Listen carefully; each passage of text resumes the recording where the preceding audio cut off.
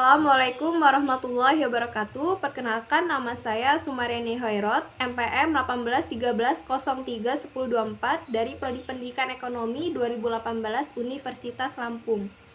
Di sini saya akan menjelaskan mengenai rancangan penelitian saya yang berjudul Upaya Kreativitas Guru dalam Meningkatkan Motivasi Belajar Siswa kelas 11 IPS 1 di SMA Negeri 13 Bandar Lampung pada masa pandemi COVID-19. Dilihat dari latar belakangnya, bahwasanya pendidikan itu diselenggarakan sebagai suatu proses pembudayaan dan pemberdayaan peserta didik sehingga dapat berlangsungnya selamanya. Pendidikan juga diselenggarakan dengan cara memberikan keteladanan, membangun kemauan, dan mengembangkan bakat berupa kreativitas melalui peserta didik maupun dari guru. Nah, dalam proses belajar mengajar, tentu guru harus memiliki suatu strategi agar siswa mampu belajar secara efektif dan efisien dan dapat mencapai tujuan yang diharapkan. Salah satu langkah untuk memiliki strategi itu adalah harus menguasai metode mengajar. Seorang guru harus menguasai metode mengajar karena metode mengajar itu adalah suatu pengetahuan tentang cara-cara mengajar yang dipergunakan oleh guru, di mana metode mengajar atau teknik penyajian digunakan guru untuk menyampaikan informasi kepada siswa itu bisa diserap oleh siswanya, karena setiap metode belajar itu berbeda-beda dengan cara yang ditempuh untuk memantapkan siswa dalam menguasai pengetahuan. Nah, kemudian ketika penulis mewawancarai salah satu siswi kelas 11 IPS 1 di SMA Negeri 13 Bandar Lampung, mereka belajar ketika sebelum ada pandemi ini, mereka hanya belajar diam mendengarkan dan guru hanya menjelaskan materi, kurang melibatkan peserta didik secara aktif, sehingga membuat proses pembelajaran menjadi sangat membosankan. Nah, kondisi semacam ini diduga dapat berpengaruh terhadap hasil belajar mereka. Nah, selain itu, dari hasil observasi yang selama ini dilakukan, bahwasanya ketika mengikuti pelajaran IPS, peserta didik itu terlihat tampak santai dan kurang memperhatikan penjelasan guru. Dan juga sering terdapat beberapa peserta didik yang berbicara sendiri bersama teman-temannya. Seperti itu. Kemudian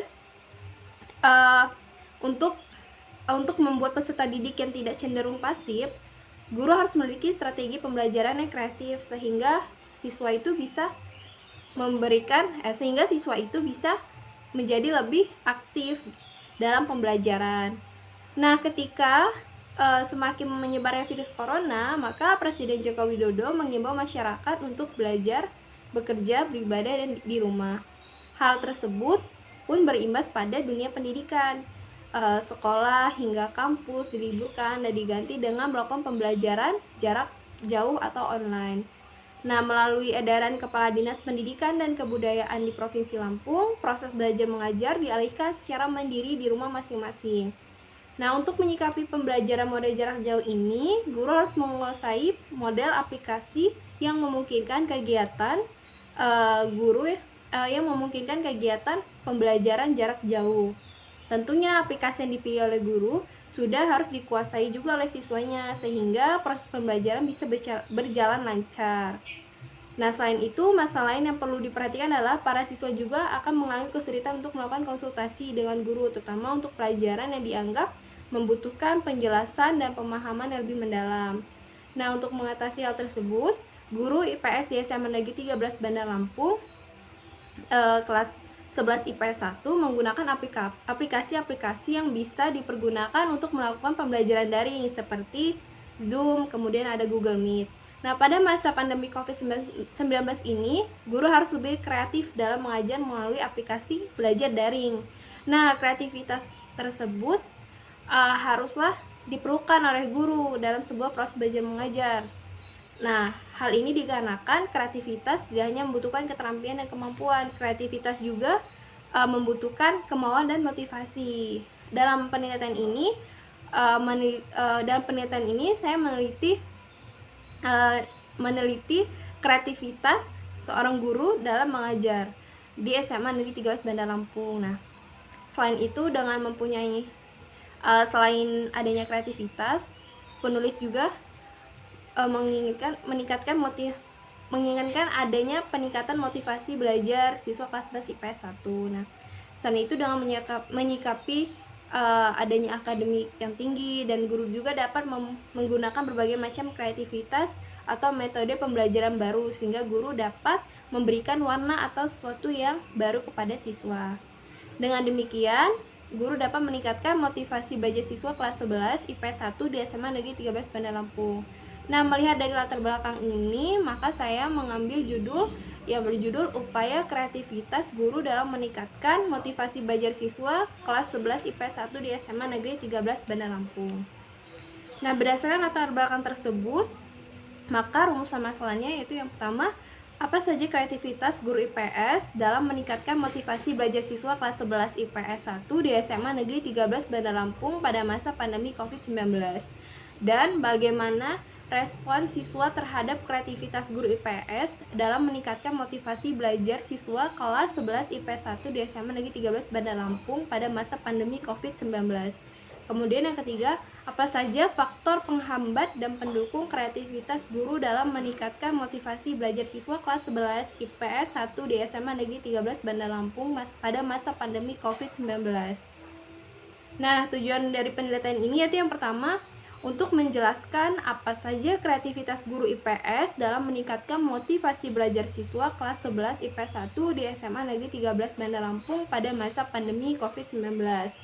Kemudian, yang kedua, untuk menjelaskan bagaimana respon siswa terhadap kreativitas guru IPS dalam meningkatkan motivasi belajar siswa kelas 11 IPS 1 di SMA Negeri 13 Bandar Lampung pada masa pandemi COVID-19. Dan yang ketiga, untuk menjelaskan apa saja faktor penghambat dan pendukung kreativitas guru dalam meningkatkan motivasi belajar siswa kelas 11 IPS 1 di SMA Negeri 13 Bandar Lampung pada masa pandemi COVID-19. Nah, apa saja manfaat dari penelitian ini?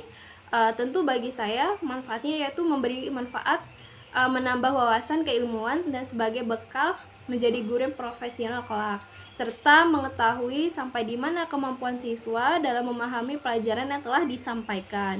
Kemudian, bagi guru dapat digunakan sebagai acuan dalam proses pembelajaran kepada peserta didik dalam penerapan kreativitasnya di saat mengajar. Dari penelitian ini diharapkan dapat memberikan masukan bagi guru-guru agar menjalankan perannya sebagai seorang guru dengan baik, sehingga siswa dapat dengan mudah memahami materi yang disampaikan dan dapat termotivasi untuk terus belajar. Kemudian bagi sekolah sendiri, dari penelitian ini diharapkan menjadi sumbangan pemikiran dan menjadi pijakan dasar untuk sekolah, sehingga sekolah dapat meningkatkan profesionalitas dan kreativitas guru di sekolahnya. Kemudian pada bab 3, pada metode penelitian, misalnya pendekatan penelitian di sini yaitu pendekatan ini termasuk kategori pendekatan kualitatif, sebab pendekatan yang dilakukan adalah melalui kualitatif deskriptif. Maksudnya, dalam penelitian kualitatif, data yang dikumpulkan bukan berupa angka-angka, melainkan data tersebut berasal dari wawancara, catatan lapangan, dokumen pribadi, catatan memo, dan dokumentasi resmi lainnya. Seperti yang dikatakan oleh Taylor bahwa metode kualitatif yaitu sebagai prosedur penelitian yang menghasilkan data deskriptif yang diamati. Nah, data deskriptif itu berupa kata-kata tertulis atau lisan dari orang-orang atau perilaku yang diamati. Nah, pada penelitian deskriptif ini, penulis tidak melakukan pengontrolan keadaan saat penelitian berlangsung dikarenakan adanya pandemi COVID-19 ini. Peneliti hanya menggunakan wawancara secara online. Kemudian, untuk subjek penelitiannya, menurut Anton M. Anton, pada tahun 1993 di halaman 862 mendeskripsikan bahwa subjek penelitian yaitu sebagai orang yang diamati sebagai sasaran peneliti. Sedangkan menurut Mulling pada tahun 2010 mendeskripsikan subjek penelitian sebagai informan, yang artinya orang pada latar penelitian yang dimanfaatkan untuk memberikan informasi tentang situasi dan kondisi latar penelitian. Nah, adapun yang akan menjadi informan dalam penelitian ini sebagai berikut, yaitu guru IPS kelas 11 IPS 1 SMA Negeri 13 Bandar Lampung dan siswa IPS kelas 11 IPS 1 di SMA Negeri 13 Bandar Lampung.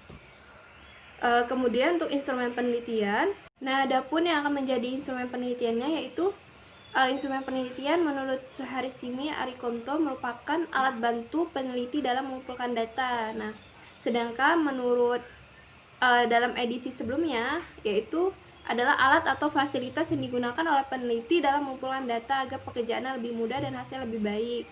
Nah, peneliti sebagai instrumen perlu melakukan validasi terkait seberapa jauh. Nah, dalam proses penelitian ini, peneliti menggunakan pedoman wawancara dalam pengamatan agar mendapat data-data pendukung yang relevan dengan permasalahan penelitian. Selain itu, peneliti juga menggunakan alat bantu pengumpulan data yaitu berupa buku catatan, pedoman wawancara maupun perangkat observasi lain selama penelitian berlangsung. Kemudian, untuk sumber data primer atau utama yaitu sumber data penelitian yang diperoleh secara langsung dari sumber aslinya yaitu berupa wawancara, pendapat dari individu atau kelompok orang maupun hasil observasi dari suatu objek, kejadian atau hasil pengujian benda. Nah, dalam penelitian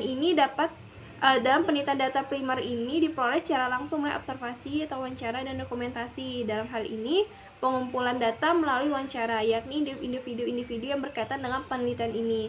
Di antaranya, salah satu guru mata pelajaran kelas 11 IPS 1 di SMA Negeri 13 Bandar Lampung. Dan pengumpulan data melalui observasi yang mengikuti proses kegiatan belajar mengajar di kelas 11 IPS 1 SMA Negeri 13 Bandar Lampung melalui secara online. Gitu. Kemudian untuk data sekundernya, sumber data sekunder yaitu data yang diperoleh atau dikumpulkan dan disatukan oleh studi-studi sebelumnya atau yang diterbitkan oleh instansi lain. Dalam penelitian ini diperoleh melalui studi penelusuran pustaka berupa penelitian terdahulu seperti adanya jurnal dan skripsi dan buku-buku yang berkaitan dengan penambahan kreativitas guru IPS dalam meningkatkan motivasi belajar siswa. Kemudian untuk teknik analisis data itu sendiri adalah langkah-langkah atau prosedur yang digunakan oleh peneliti untuk menganalisis data yang telah dikumpulkan sebagai sesuatu yang harus dilalui sebelum mengambil kesimpulan. Nah, teknik analisis data yang digunakan di sini yaitu analisis kualitatif deskriptif. Maksudnya adalah menggambarkan data dengan menggunakan kalimat agar memperoleh keterangan yang jelas dan terperinci. Maka analisis datanya melalui komponen sebagai berikut. Adanya data, reduksi data, yaitu data yang diperoleh dari lapangan. Jumlah cukup banyak seperti hasil observasi, hasil wawancara, dan hasil dokumentasi melalui secara online. Kemudian penyajian data. Setelah data direduksi, maka langkah selanjutnya adalah menyajikan data. Kalau dalam penelitian kualitatif, penyajian data ini dapat